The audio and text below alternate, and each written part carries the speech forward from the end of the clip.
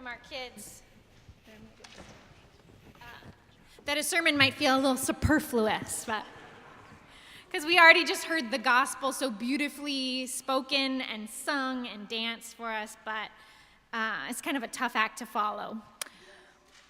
And we got a little time, so let's keep the conversation going just for a little bit. I want to talk a little bit all about that faith, because we're all about it. And then I want to talk a little bit about following, like those disciples, those first disciples who dropped their nets to follow Jesus. And then finally, I want to talk a little bit about going fishing. Break open that whole fishing for people thing. Okay, so first, faith. Faith is a word that carries so much. Faith can mean so many things to so many people, depending on who you ask. Faith is a spiritual gift. Oh, she was a person of such deep faith. Or it's a shorthand for your religious and cultural affiliation. Did you grow up in a faith? Or for me, it's also the name of my favorite camp counselor. Everybody loved faith. Faith can also, of course, denote this more general sense of trust that you may have or not have in someone or something. Like, oh, faith in the American system of democracy or, humanity at large. And now, Christian faith it's about so much more than simply whether or not you believe in God or Jesus. Faith is so much more than a cognitive assent to an existence of a supernatural divinity or certain truth claims. Around here, we talk about our faith in terms of encounter, relationship, practice. Faith is not just something rigid that we hold onto, it's a way of being in the world. And in fact, many wise theologians have rightly reminded us that the opposite of faith is not doubt, it's certainty. Here's how Paul put it in his letter to the Hebrews. Now faith is the assurance of things hoped for, the conviction of things not seen. In other words, faith is about trusting your deepest hopes more than you trust current appearances. I came across this really intriguing description recently by Adam Phillips, the British psychotherapist and writer, and he described the experience of frustration, the human experience of being frustrated, as a form of faith. Stay with me here. Think about it. Okay, when you're frustrated, anybody ever been frustrated? With, the world or a particular person or yourself? It means that somewhere deep down, you can imagine a better or different way. Now, this, for me, was especially heartening to consider in an election year.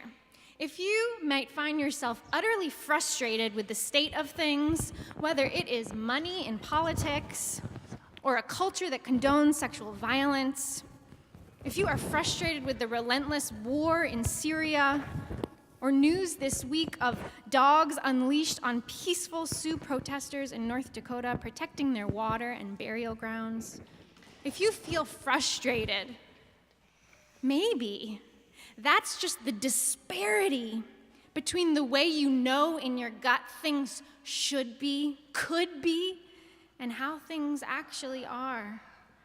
And what if that frustration points to some underlying faith that another way is possible? Okay, now I imagine those fishermen by the Sea of Galilee, that they knew deep down that life could be different, better, more than meets the eye. And then along comes Jesus saying, "Follow me." Now, this phrase, to follow me, is actually an ancient Jewish idiom. It was something that teachers would say to exceptional students to take them under their wing. They'd say, come, follow me. But Jesus is not your typical rabbi. He doesn't just wait around the temple accepting resumes to find the most qualified young adults to join in his mission.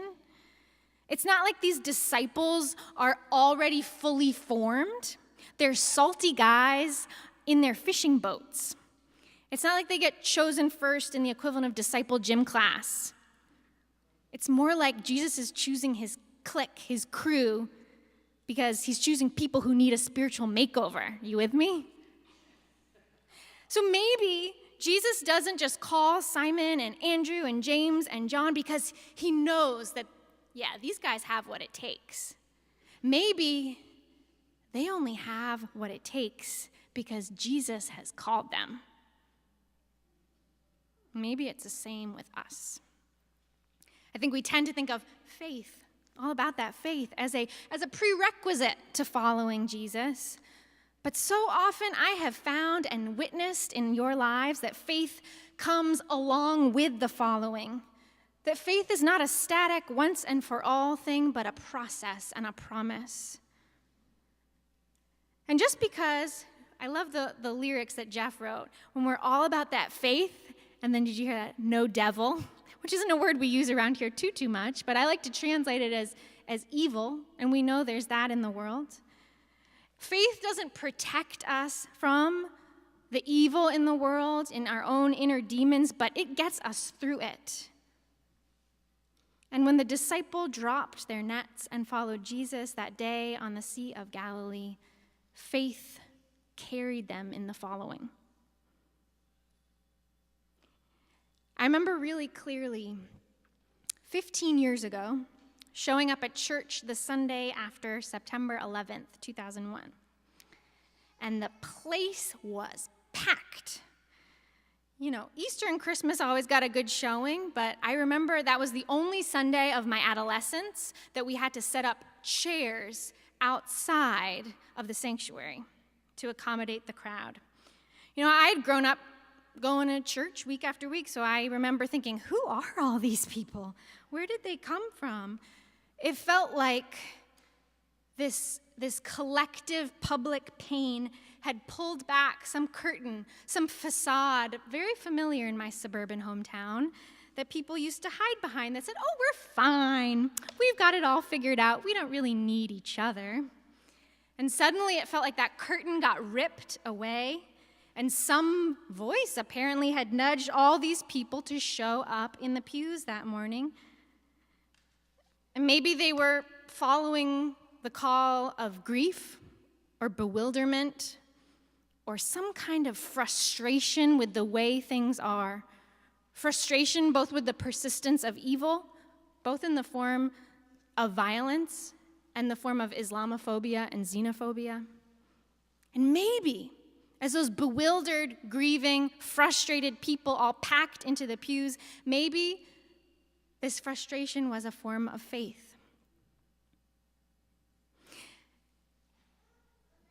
And something about that voice that nudged us to come together that day, nudged us out of isolation and into this boat of community.